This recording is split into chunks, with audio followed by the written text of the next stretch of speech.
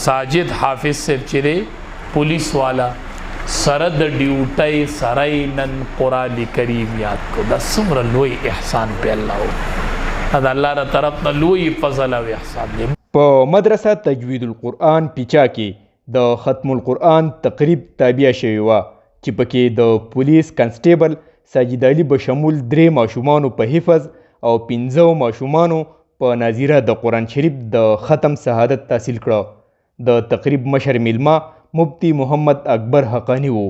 د مدرسې مدرس مولانا شفاعت علي خان او د علاقې خلکو د مفتی محمد اکبر حقانی استقبال وکړه.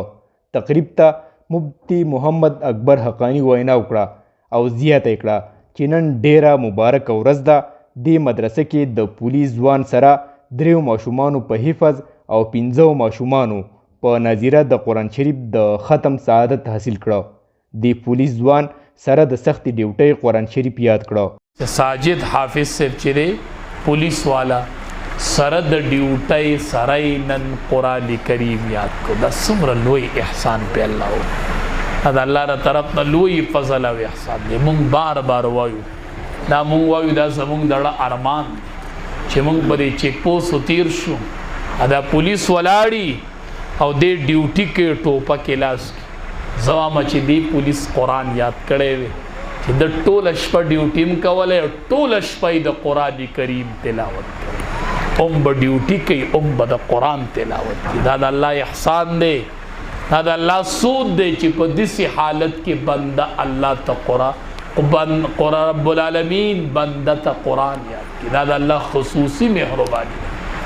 دا په الله خصوصي فضل وکړو خصوصي فضل چې الله د قرآن د پاره د سینه منتخب کړه. الله سینه د قرآن نه ډکه کړله.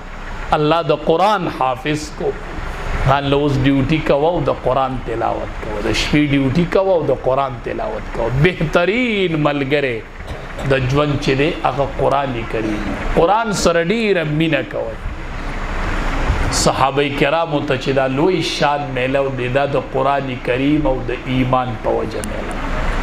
ایمان راوړو په قرآن کریم الله څومره لوی مقام څومره لوی مقام رب العالمین ورله سرټیفیکیټ ورکو رضی الله عنهم الله د دین رضاش الله د دین رضاش دا مقام ورله قرآن کریم ورکو. خلق بوي عمر زوی د خطاب را روان دی او چې کله په قرآن باندې ایمان راوړو خلق بوي عمر فاروق را روان دی فارق بین الحق والباطل را روان دی.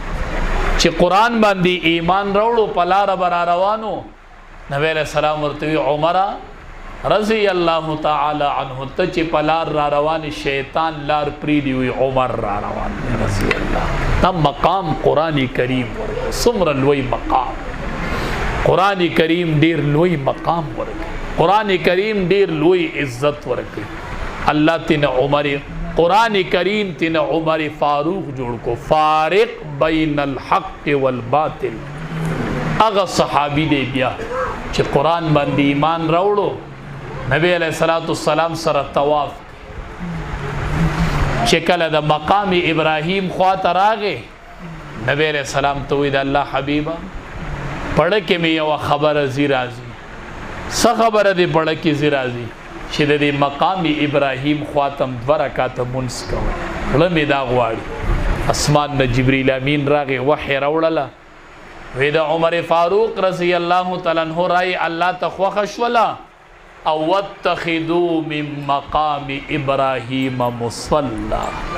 رب العالمین وی چې دلته به ټول خلق اوس 2 رکعاته مونځ کوي. مونږ چې کله طواف وکړو ټول هلته 2 رکعاته مونځ کوو.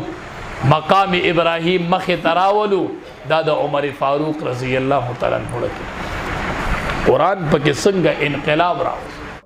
د پروګرام په آخر کې د مدرسې مدرس مولانا شفاعت علي د راغلي میلمنو شکریه ادا کړه. د کیمرمین خالد صفدر سره سهیل خان پاک نیوز پورن شنګله.